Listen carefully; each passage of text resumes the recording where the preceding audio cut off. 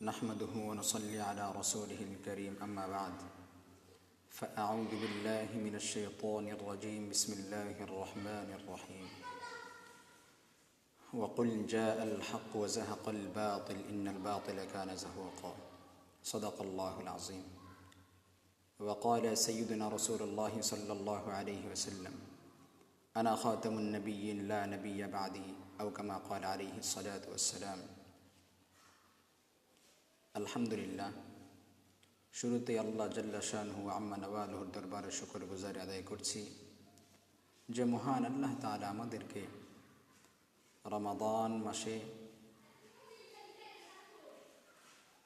রমাদান মাসের রোজা, সেহরি, ইফতার সবগুলি সুন্দরভাবে স্বাভাবিকভাবে সুস্থ অবস্থায় সবগুলি পালন করবার তৌফিক দিয়েছেন। সেজন্য আল্লাহর দরবারে শুকর গুজারি আদায় করছি আলহামদুলিল্লাহ। তবে যে বিষয়টি বলার জন্য আসা সেটি হচ্ছে যে আজকে আমাদের বাংলাদেশের মধ্যে যে একটা অবস্থান তৈরি হয়েছে, এই অবস্থানকে যদি কোনো নিরসন করা না যায়, হয়তোবা আগামীতে এ জাতির কপালে বড় দুঃখ আসতে পারে। কেন বলছি? এজন্য যে বাংলাদেশের মধ্যে যখন 2024 সালে 5 আগস্টের গণ অভ্যুত্থানে আলহামদুলিল্লাহ আমরা বাংলাদেশের মধ্যে বাংলাদেশের 16 বছরের স্বৈর শাসককে আমরা বিতাড়িত করেছি। দেশের মধ্যে শান্তি ফিরিয়ে আনবার জন্য ছাত্র জনতা, তৌহিদি জনতা ঐক্যবদ্ধভাবে লড়াই করে এদেশের শত্রু জালেমকে আমরা উৎখাত করেছি। দেশের মানুষের শান্তির জন্য আলহামদুলিল্লাহ আল্লাহর রহমতে আমরা সফল হয়েছি এবং দেশের শত্রু, জাতির শত্রু, মানবতার শত্রু তারা দূর হয়েছে, পলায়ন করেছে। এজন্য আমরা আল্লাহর দরবারে বেশি বেশি শুকর গুজারি আদায় করি যে 5 আগস্টের পরে যখন দেশের মধ্যে নতুন করে গণ অভ্যুত্থান তৈরি হয়েছিল 5 আগস্টের পরে এখন পর্যন্ত যে একটা অবস্থান চলতেছে, যে 16 বছর যারা বিগত 16 বছরে যারা ক্ষমতায় আসতে পারে নাই, 16 বছর যে স্বৈর শাসন এদেশকে পরিচালনা করেছেন, তার অবস্থানে এই 16 বছরে এদেশের মানুষ একেবারে তিতাত্যক্ত হয়ে গেছে, মানুষ বিরক্ত হয়ে গেছে। এখন আবার কিছু লোক এই শাসক চাইতে না চাইতেই কিছু দুঃসাহসকারী ব্যক্তি এরা ক্ষমতার জন্য পাগল হয়ে গেছে যে কিভাবে ক্ষমতায় যাইতে হবে, কিভাবে কি করতে হবে। এই জন্য তারা পুরা পাগল হয়ে গেছে যে আমাদেরকে ক্ষমতা লাগবেই, ক্ষমতার জন্য আমাদেরকে যাইতেই হবে। তো এইভাবে বাংলাদেশের বিভিন্ন দল তারা অতপ্রতভাবে খুব জোরালোভাবে আন্দোলন, মিছিল, সংগ্রাম প্রতিনিয়ত করতেছে। আবার আরেক দিক দিয়ে আলহামদুলিল্লাহ আমাদের ইসলামী দলগুলি তারাও একটা ঐক্যবদ্ধর দিকে অগ্রসর হয়েছেন। আশা করি ইনশাআল্লাহ আগামীতে এদেশের মধ্যে কালেমার পতাকা উড়বে ইনশাআল্লাহ। এদেশের মানুষ নির্দ্বিধায় আল্লাহর ইবাদত করবে, সুন্দরভাবে ইসলাম পরিচালনা হবে ইনশাআল্লাহ। তবে আমরা এই আশাটা করি। তবে এখন যে একটা অবস্থার মধ্যে আমরা উপনীত হয়েছি, যদি এই অবস্থা চলতে থাকে, এই অবস্থার কোনো যদি নিরসন না হয়, তাহলে দেশের মানুষ যদিও দেশের মধ্যে ইসলাম কায়েম হয়ে যায়, কিন্তু এদেশের মানুষ শান্তিতে থাকতে পারবে না। কারণ হচ্ছে বর্তমান যে একটা অবস্থান তৈরি হয়েছে, কিছু নাস্তিক আর মোরতাদ, যেগুলো আমাদের কল্পনারও বাহিরে, যেগুলো আমাদের ভাবতেও অবাক লাগে যে একজন আলেম, একজন হাফেজ সাহেব, একজন মুফতি সে কিভাবে নাস্তিক হয়ে যায়। সম্প্রতি সময়ে আমরা যে একটা ভিডিও দেখেছিলাম যে বাংলাদেশের এই 3জন যারা ইতিপূর্বে নাস্তিক হয়েছেন, 2 জনের মধ্যে একজন তো আরও আগের প্রায় 2017-18 দিক দিয়ে যিনি আত্মপ্রকাশ করছেন জুরে নাস্তিক, মুফতি আবদুল্লাহ আল মাসুদ। ইদানিং যারা হয়েছেন মুফতি ইমরান বিন বশির এবং হাফেজ এনাম। তো ওই দিন ওনাদের যে একটা লাইভ ছিল, যে তারা নাস্তিক কিভাবে হয়েছেন, ইসলাম নিয়ে তাদের কি একটা সংশয় তৈরি হয়েছে, আশঙ্কা তৈরি হয়েছে। হ্যাঁ, তারা ইসলামের বিভিন্ন বিষয়াদি তাদের বুঝে আসে না, যৌক্তিকতা দিয়ে তাদের এটা দেমাগের মধ্যে ধরে না, এজন্য তারা নাস্তিক হয়ে গেছেন। ইসলামের বিষয়গুলি দেখা যেতে পারে যে অনেক বিষয় এরকম ছিল যে তারা তাদের এই ক্ষুদ্র বিবেক দিয়ে তারা এগুলো যাচাই বাছাই যুক্তির আলোকে কোরআন হাদিসের দ্বারা তারা খণ্ডন করতে না পেরে তারা নাস্তিক হয়ে গেছেন। কোনো মুরব্বির কাছে যান নাই, ওলামাদের কাছে যান নাই। এবং আরও একটা কথা বলি যে আসলে তারা যে বিষয়গুলি পেশ করেছেন, ইতিপূর্বে যারা নাস্তিক হয়েছেন, মুফতি ইমরান বিন বশির এবং হাফেজ এনাম সহ যারা নাস্তিক হয়েছেন, ওদের কাছ থেকে আমরা যে তথ্যগুলি পাই পুরো এরকম পাওয়া গেছে যে ওরা তো এই কথাও বলছে যে বাংলাদেশের মধ্যে এখনও হাজারো নাস্তিক এরকম আছে যে যারা হাফেজ আলেম, এবং বাংলাদেশের মধ্যে হাজারো মসজিদের ইমাম মুয়াজ্জিন খতিব সাহেবান যারা নাস্তিক হয়ে গেছে। তারা নামাজ পড়াইতেছে, তাদের পিছনে মানুষ নামাজ পড়তেছে, তারা বয়ান করতেছে, তাদের বয়ান মানুষ শুনতেছে। তারা শুধু এই জন্য আত্মপ্রকাশ করতেছে না, শুধুমাত্র জীবনের ভয়ে, যে এখন যদি সে যদি নাস্তিক, তার যে নাস্তিকতা এটা যদি সে যদি প্রকাশ করে তাহলে তাকে মেরে ফেলা হবে, তাকে হত্যা করা হবে, এই ভয়ে সে নাস্তিকতা প্রকাশ করতে পারতেছে না।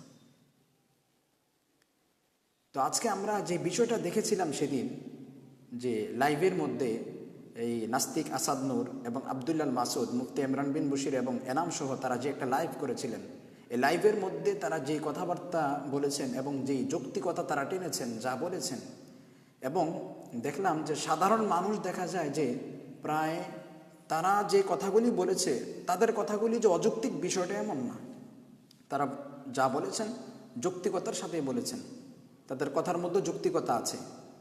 তবে আমি এই জন্য বলতেছি যে তারা যে নাস্তিক হয়ে গেছে, তারা যে ইসলাম নিয়ে একটা সংশয়ের মধ্যে পড়ে গেছে,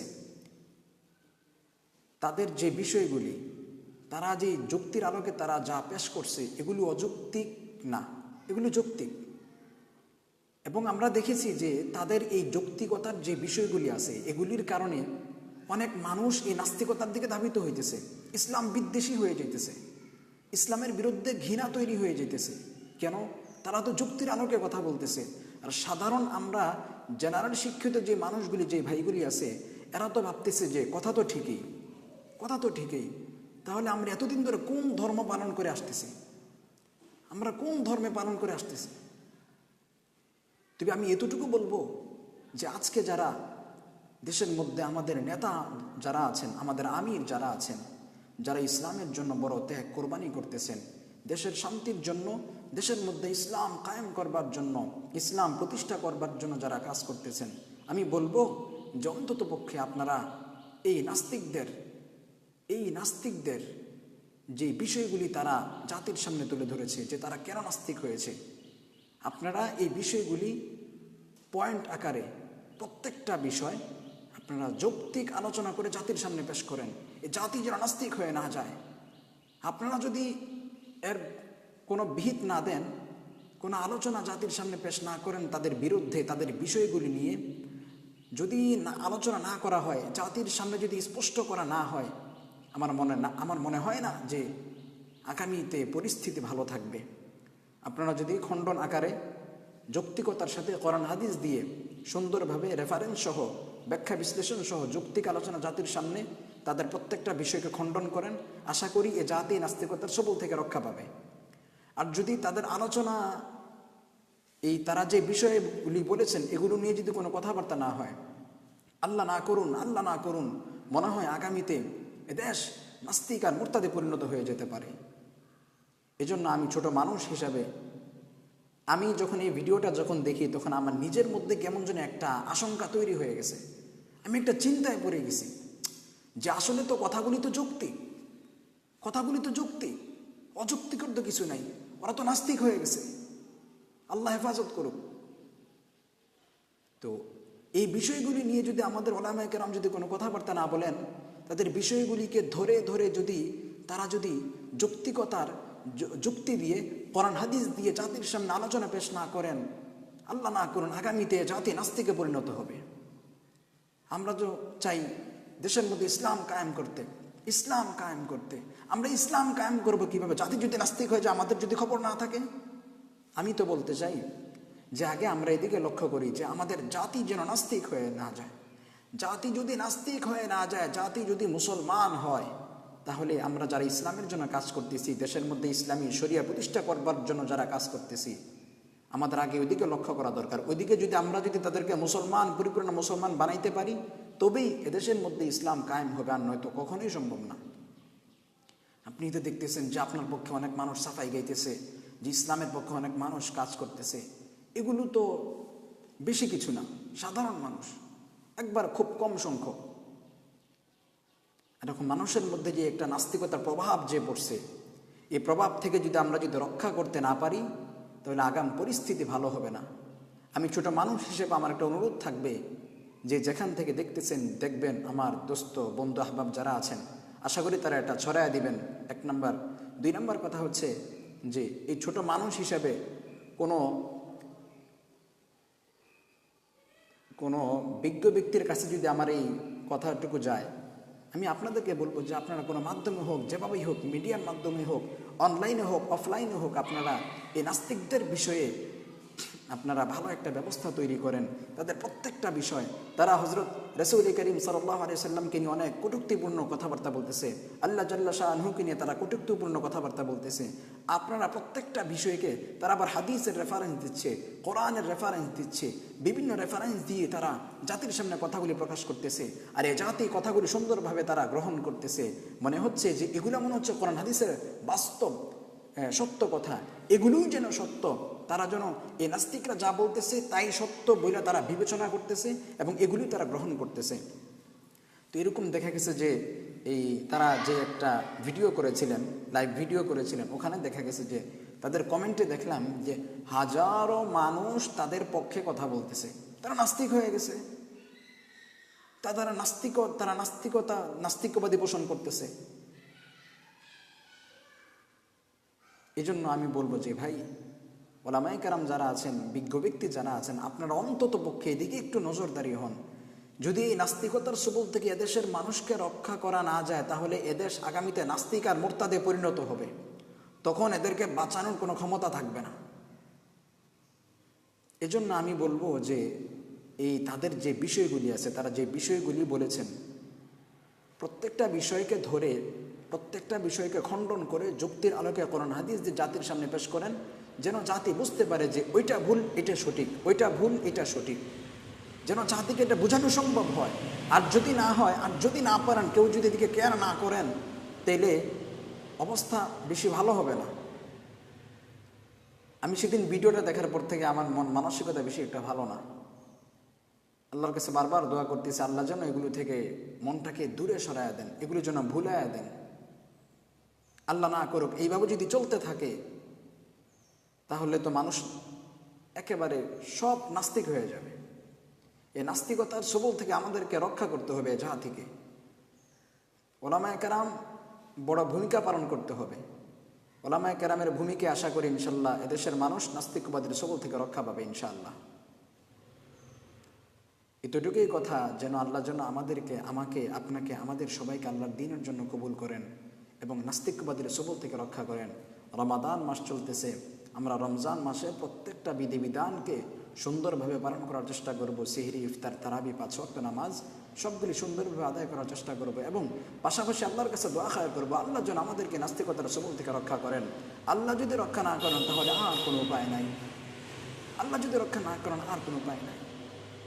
ভাই আমার কথা শোনেন, আমরা বাঁচবো কয়দিন? এই 60-70 বছরের জিন্দগির মধ্যে আমরা যদি সঠিকটা না বুঝি, আমরা যদি উল্টাপাল্টা বুঝি, যদি জিন্দগি শেষ করি, তাহলে আমাদের অবস্থান কি হবে, পরকালের অবস্থা কি হবে? এজন্য আমরা আমাদের সামনে যেন প্রত্যেকটা বিষয় স্পষ্ট হয়ে যায়, কোনো বিষয় যেন অস্পষ্ট না থাকে, এটাই আমাদের কাছে আমার আবেদন। সবার কাছে দোয়া চাই। আমি বিদায় নিচ্ছি। আসসালামু আলাইকুম ওয়া রাহমাতুল্লাহ।